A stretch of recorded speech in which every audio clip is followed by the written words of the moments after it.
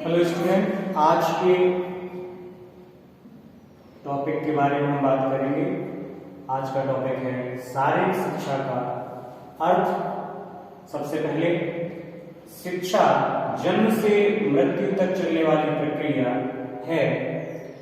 सभी शिक्षा शास्त्री ऐसा मानते हैं। और अगर हम शिक्षा को शरीर के साथ जोड़कर देखें, अर्थात शारीरिक शिक्षा के रूप में देखें, तो हम पाते हैं कि शरीर की शिक्षा के 3 प्रधान रूप पाए जाते हैं सभी जगह। पहला है शारीरिक क्रियाओं को संयमित एवं नियमित करना, अर्थात किसी भी शारीरिक क्रिया को किसी भी अंग द्वारा नियम अनुसार पूर्ण करने की क्रिया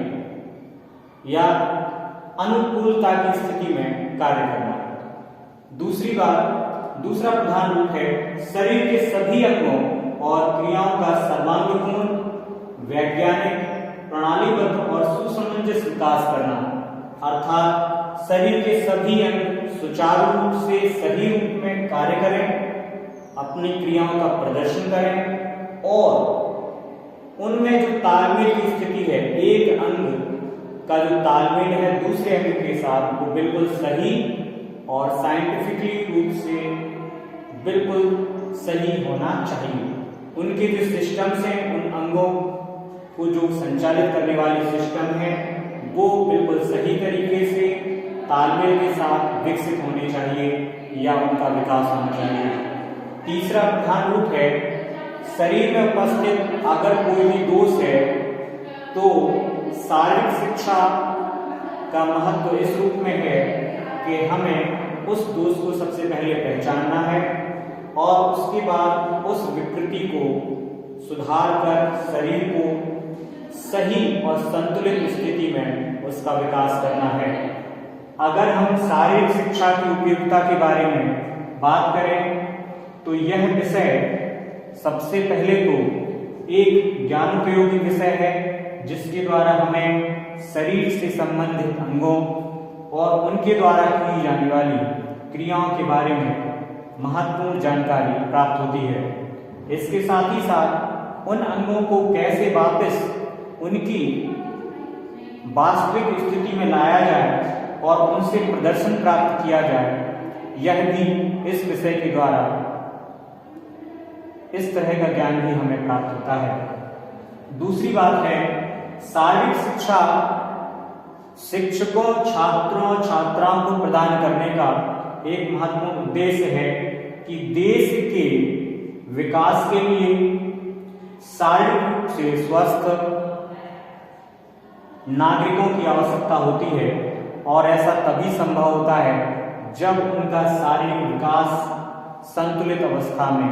और उचित रूप में किया जाए, ताकि वह अपने उच्चतम स्तर तक देश की सेवा कर सकें।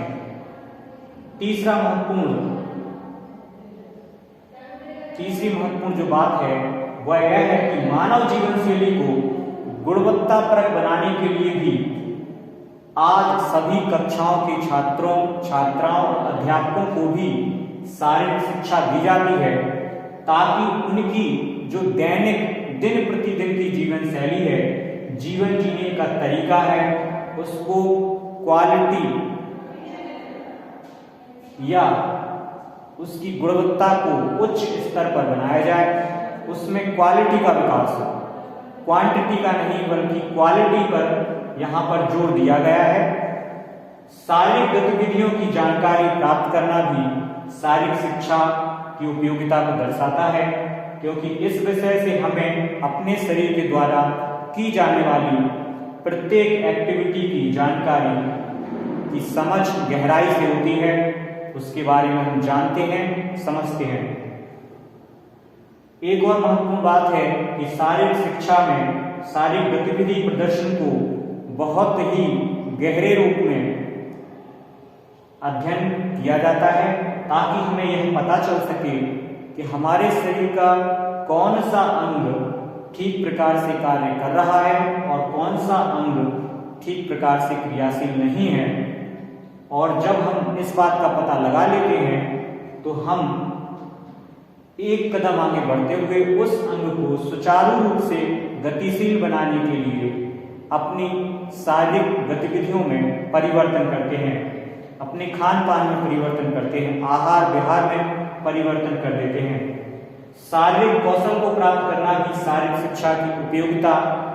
या कहें कि उद्देश्यों में शामिल किया जाता है, क्योंकि प्रत्येक व्यक्ति की शारीरिक क्षमता अलग अलग होती है, लेकिन उस क्षमता को और उच्च स्तर रूप में कैसे बढ़ाया जाए, यह हमें शारीरिक शिक्षा के द्वारा यह जानकारी प्राप्त होती है। इसके आगे की बात करें कि आज वर्तमान काल का जो समय है वह है प्रतिस्पर्धा का समय है। हर व्यक्ति दूसरे व्यक्ति से आगे निकलने की होड़ लगाए हुए है, वह उससे जीतना चाहता है। हर देश हर राज्य में भी यह चीज पाई जाती है। तो जब इस प्रतिस्पर्धा के युग में